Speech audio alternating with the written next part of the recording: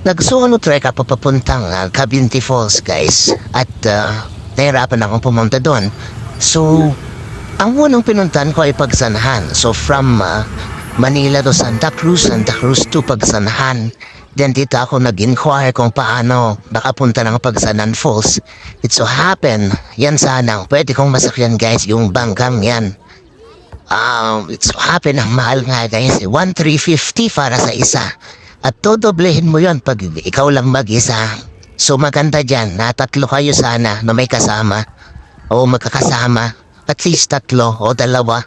Para hati kayo dun sa pamasahe. So happen din.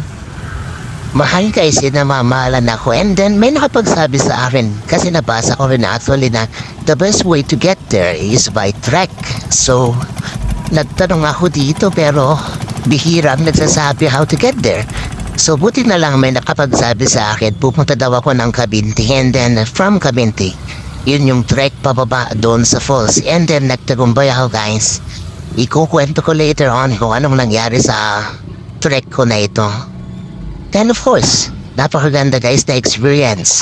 Sana matala ko rin yung mga kaibigan ko dito. Tara guys, pasyal tayo dito sa Cavinti Falls, aka Pagsanahan Falls.